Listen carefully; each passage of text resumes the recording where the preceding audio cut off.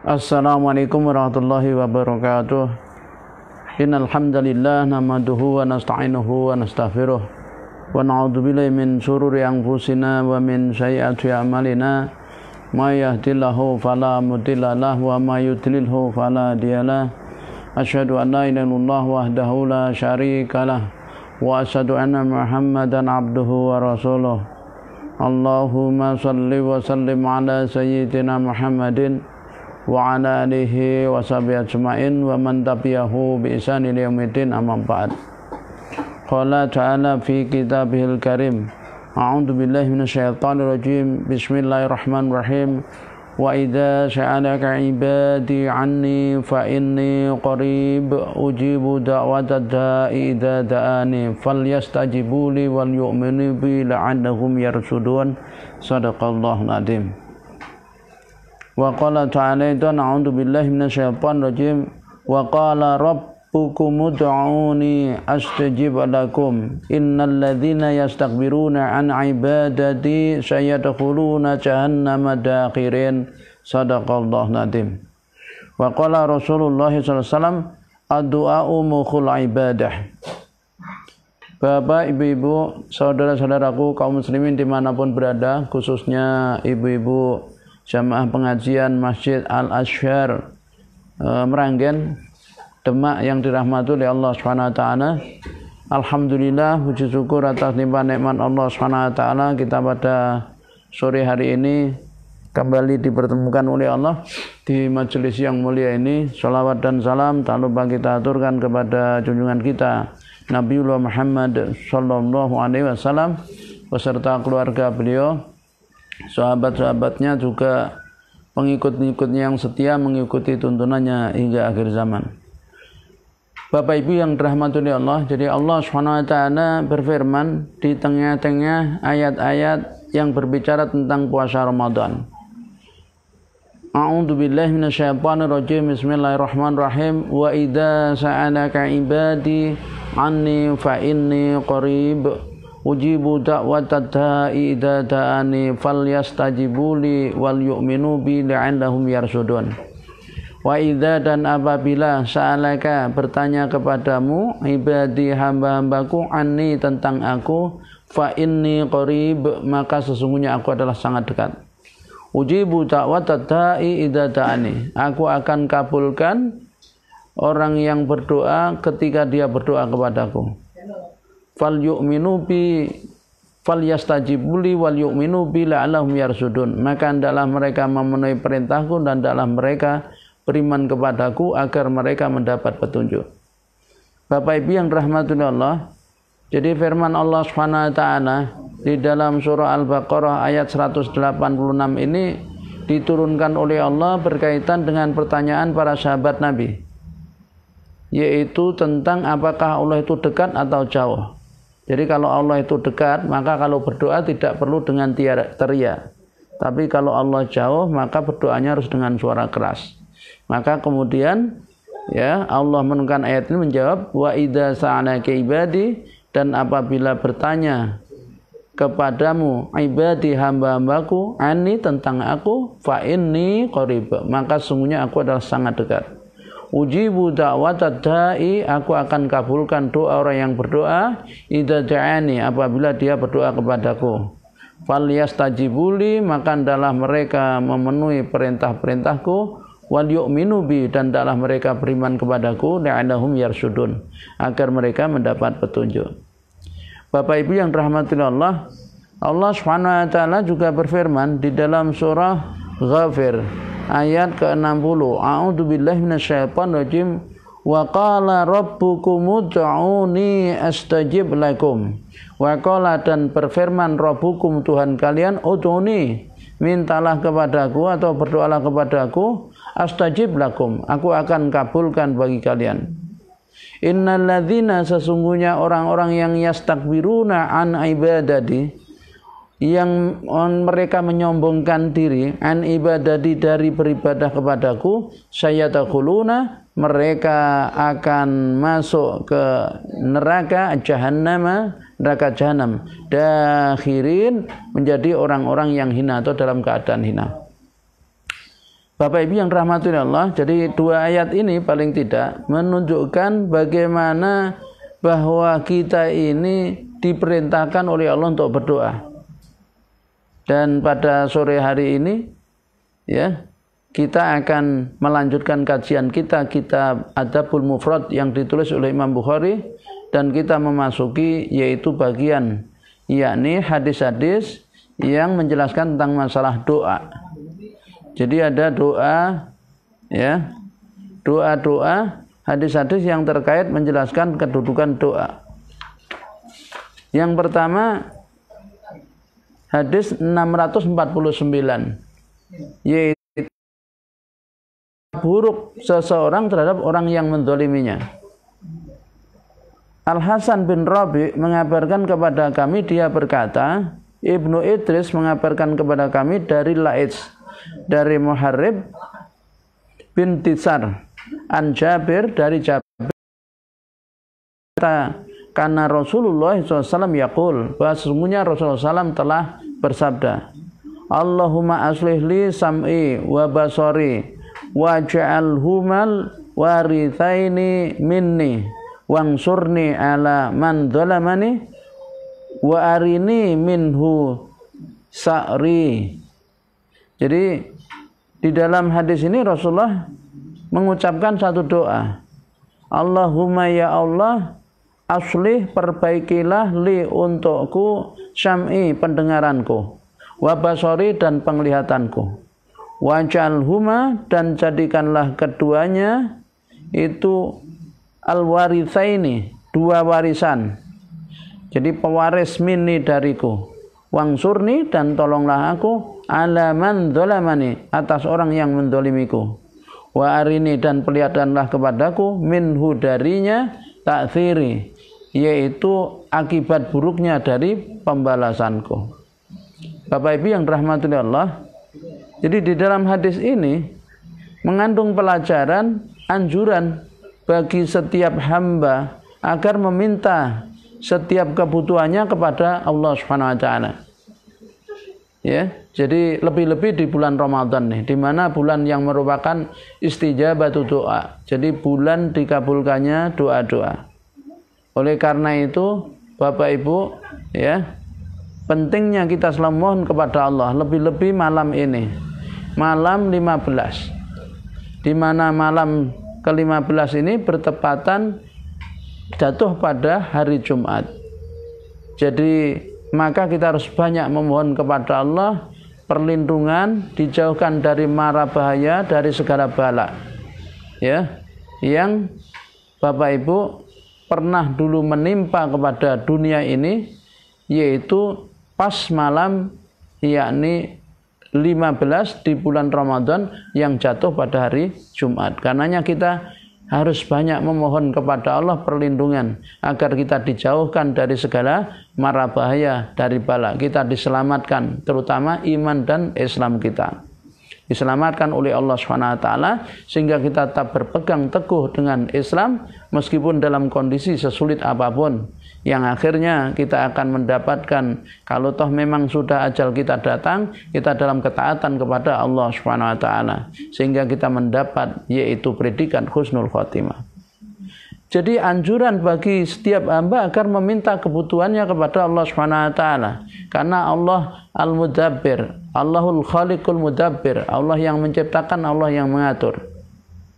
Kemudian juga dari hadis ini disunahkan menyibukkan diri dengan doa dan zikir, lebih-lebih di bulan Ramadan, lebih-lebih kita sedang puasa, di mana doanya orang yang berpuasa itu la turad, tidak akan ditolak oleh Allah SWT. Maka banyak-banyak berzikir. Zikirnya orang yang puasa yang dituntunkan oleh Rasulullah SAW adalah asyhadu an la ilaha illallah, astaghfirullah, as'aluka ridhoka wal jannah wa a'udzubika minan nar. Jadi dua hal yang mengundang keridhaan Allah, dua hal yang kita butuhkan, yaitu dua hal yang mengundang keridhaan Allah adalah satu kalimat syahadat, ya, asyhadu alla ilaha illallah, kemudian yang kedua adalah istighfar, astaghfirullah. Kemudian dua yang kita butuhkan adalah as'alukal jannah, kita minta surga, wa a'udzubika minan nar, dan kita minta berlindung dari siksa neraka. Nah, Bapak Ibu yang dirahmati Allah, apa? Karena yang demikian itu, yaitu banyak berdoa dan zikir, itu termasuk bagian dari ketaatan kepada Allah Subhanahu wa taala. Bahkan Rasulullah mengatakan ad-du'a mukhul ibadah. Doa itu adalah intinya ibadah. Intinya ibadah itu adalah doa. Kita sholat berisi doa-doa. Oleh karena itu setiap aktivitas kita sebagai seorang mukmin itu selalu disertai dengan doa. Ada doa masuk kamar mandi, ada doa keluar, ada doa makan, ada doa setelah selesai makan, ada doa berbuka, dan seluruh hampir setiap aktivitas nanti ada doanya.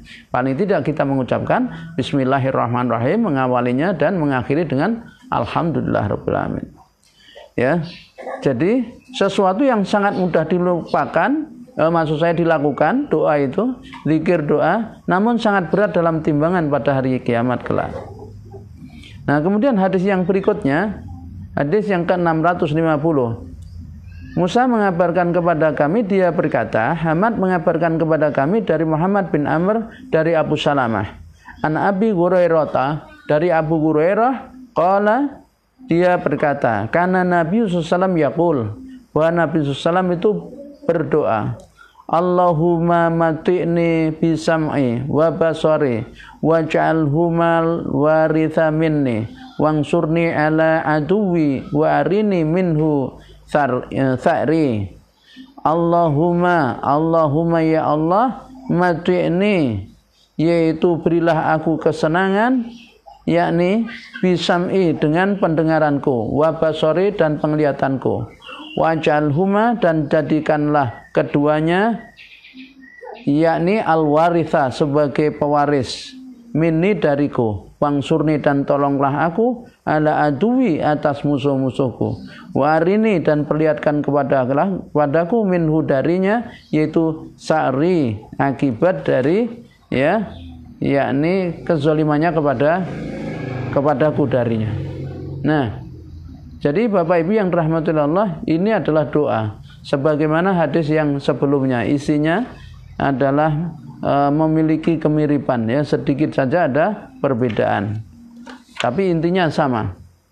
Nah, kemudian adalah hadis yang berikutnya, Bapak Ibu, dari Ali bin Abdullah mengabarkan kepada kami, dia berkata, Marwan bin Muawiyah mengabarkan kepada kami, dia berkata, hadatsana Sya'dnu bin Tariq bin Usaimil al-Ashja'i qala hadatsani abi qala kuna naqdu ilal nabi sallallahu alaihi wasallam fayazi'ur rajulu wa taji'ul mar'atu fayaqulu ya Rasulullah kaifa aqulu idza shallaitu fayaqulu qul maghfirli warhamni wahdini warzuqni faqad jama'at laka akhirataka. Jadi Sa'id bin Tariq bin Usaim Asja'i, dia mengabarkan kepada kami, dia berkata, ayahku mengabarkan kepadaku, dia berkata, kami berangkat menemui Nabi SAW.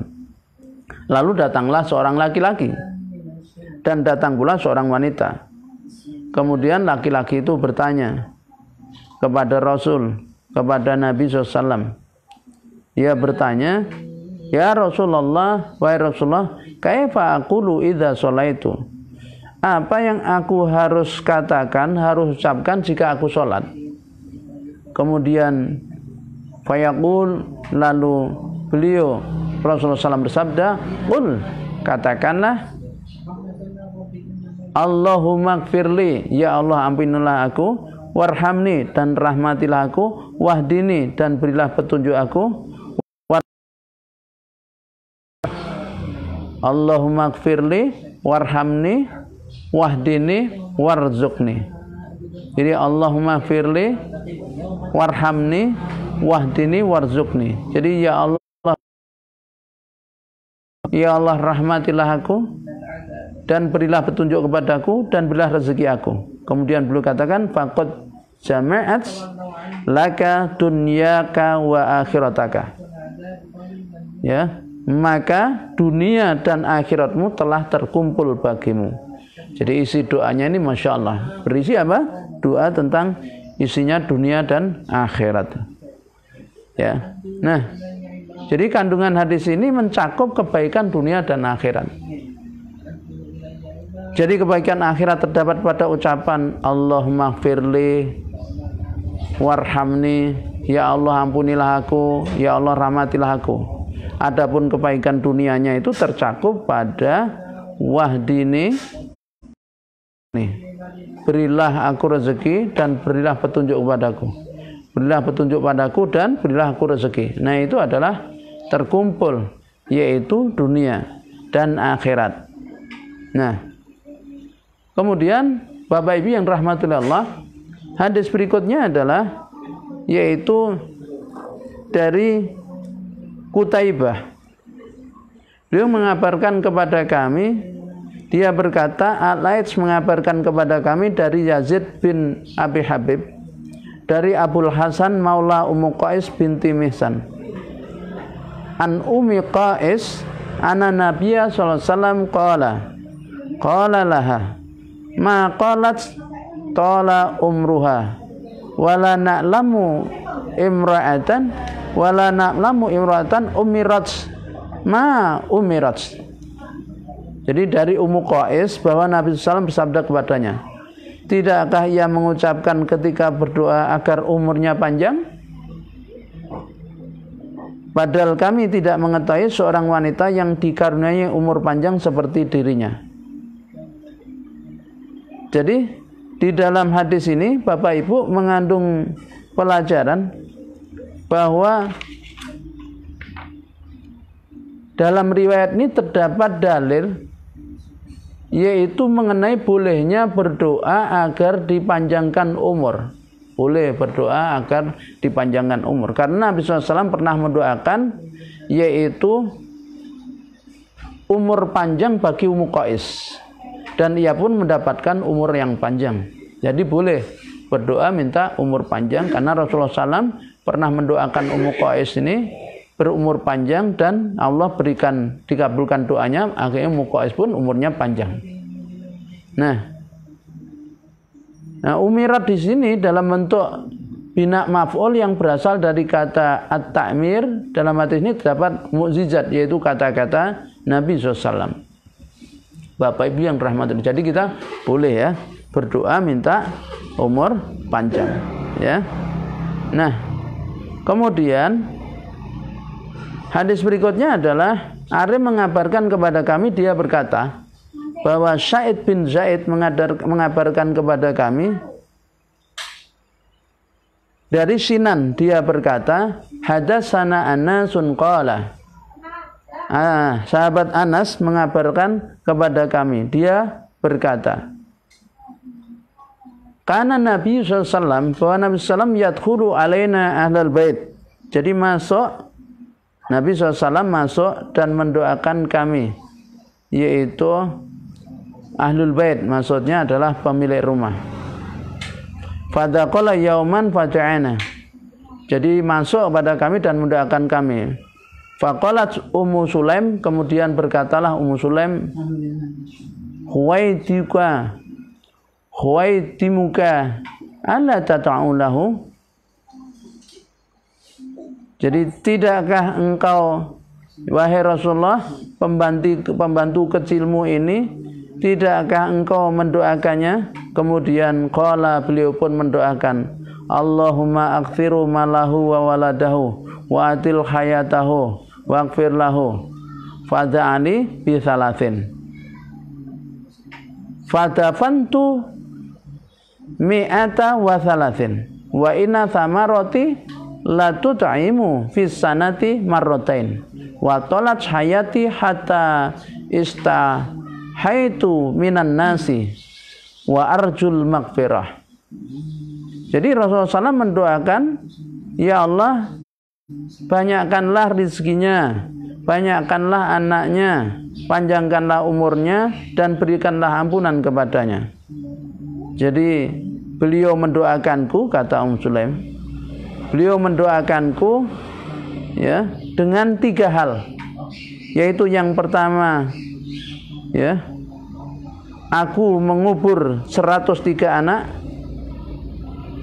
maksudnya anaknya banyak, penghasilan buah-buahanku memberi makan 2 kali dalam setahun, dan hidupku panjang hingga aku malu pada orang-orang, dan aku mengharapkan pengampunan dari Allah Subhanahu wa taala. Ya. Jadi kata fadafantu mi'atin wa thalatha, wabah taun saat itu terjadi tahun 96 Hijriah. Dalam waktu 3 hari 70.000 orang meninggal. 80.000 orang anak 80 orang, jadi 80 orang anak Anas termasuk diantaranya. Jadi Anas ini anaknya sampai banyak ya. Meninggal, yang meninggal itu 80. Dalam As-Sahih disebutkan bahwa Anas berkata, putriku Umainah memberitahuku bahwa anak-anakku selain cucu yang dikubur hingga kedatangan Al-Hajjaj di Basrah tahun 75 Hijriah ada 120 orang. Banyaknya anak Anas yang meninggal tidak menafikan terkabulnya doa Nabi SAW agar ia diberi banyak anak dan mendapat berkah dari anak-anaknya itu, karena ia telah mendapatkan kegembiraan atas kelahiran mereka dan mendapat pahala atas musibah yang menimpa mereka. Jadi ini sahabat Anas, itu diberi anak banyak, yang meninggal saja sampai 120. Umurnya panjang ya, diberi umur panjang. Watolat hayati, usia paling panjang yang disebutkan bahwa ia hidup hingga usia 107 tahun. Dan usia paling pendek yang disebutkan adalah 99 tahun. Wallahu a'lam bishawab. Ini berkah doa Nabi. Dalam hadis ini jadi terdapat Bapak Ibu pemberitahuan tentang nikmat-nikmat Allah dan mujizat-mujizat dari Rasulullah SAW, yakni bahwa berkumpulnya harta dan anak yang banyak pada satu orang merupakan sesuatu yang jarang terjadi. Ya, Bapak Ibu yang rahmati Allah. Nah, kiranya demikian dulu. Nanti kita akan sambung lagi. Wassalamualaikum warahmatullahi wabarakatuh. Waalaikumsalam.